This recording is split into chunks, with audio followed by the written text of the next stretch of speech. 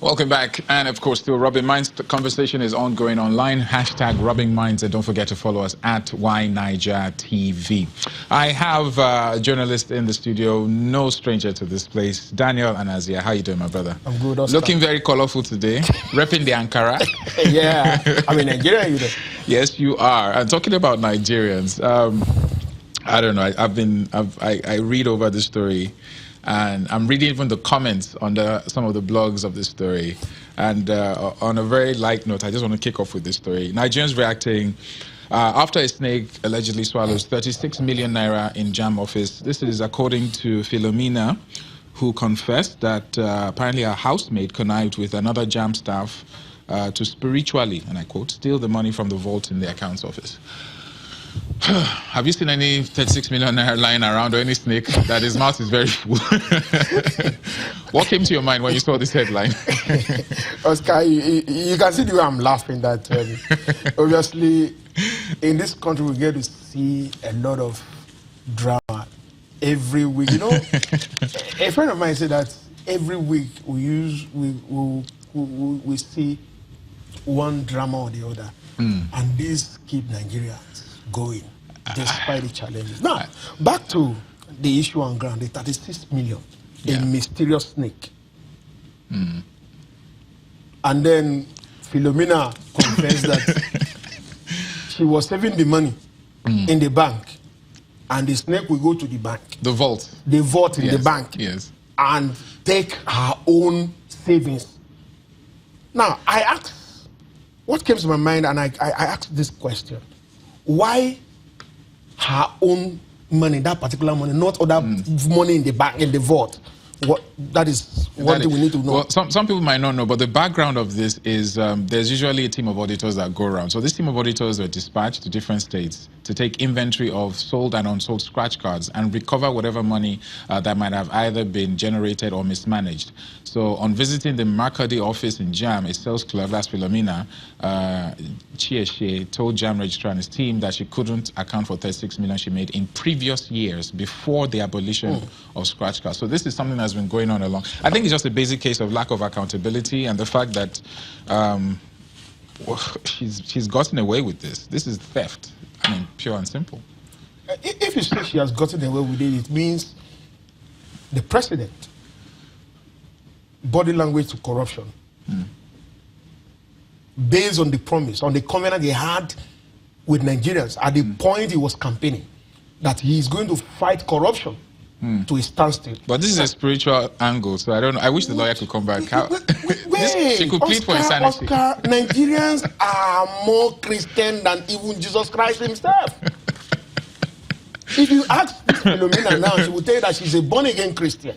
So how will a mysterious snake, who is this mysterious snake?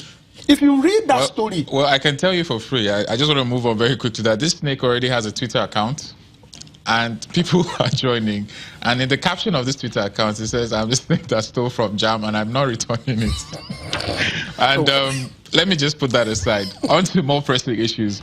President Muhammadu Buhari has, well, I don't know if it's two points or two issues that we have to touch on. First of all is the recalling the suspended NHIS boss, Usman Yusuf. Health workers expressed mixed feelings. They're very upset, especially considering the amount of fraud. And when you look at someone like the president, who is very against corruption, and he puts a man like this back in office, then it's either we're mistaken or he knows something that we don't. What do you think the take is? I'm not... Or maybe the snake stole all that money. I'm not a hater of Buhari, President Buhari, and I'm not a fan of him. I must be blank. We'll be point blank with you. Why I keep telling people, even in my office, I do have this argument with them for those who are supporting it.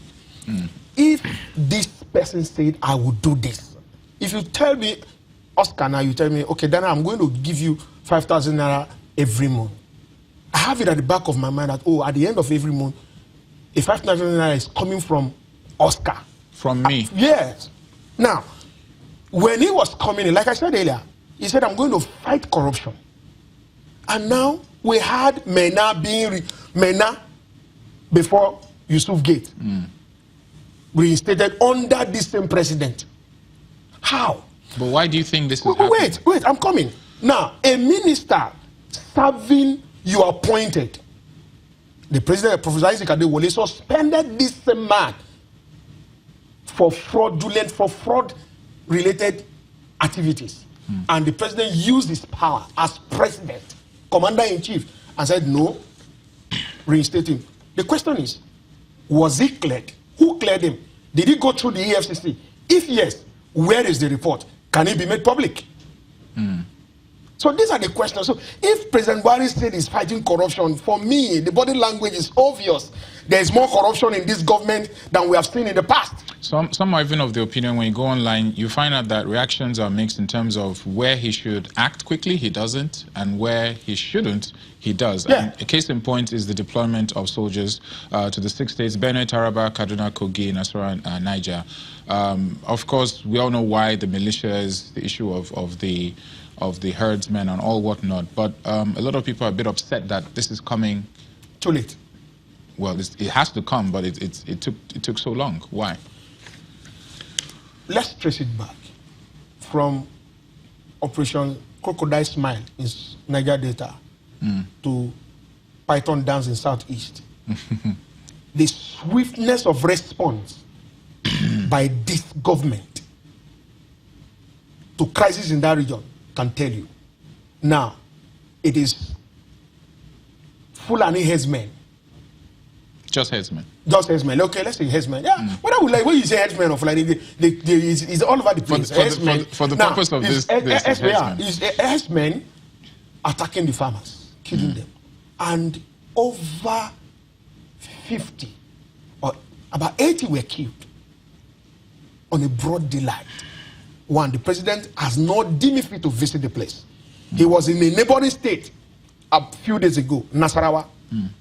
He didn't deem fit to go and say, okay, the people that elected me, let me see where they are laid to rest. And now you are deploying soldiers. You first of all send an IG who got there.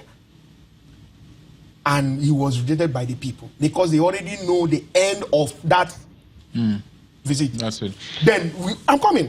When he ordered the IG to go on a quick break. We'll pick up on this and the issue of the families. For example, is there any form of, compensation or relief and some others? We'll touch on this and look at the issue of the minimum wage in 6,000 naira. Stick around. It's still Rubbing Minds. We'll be back after this.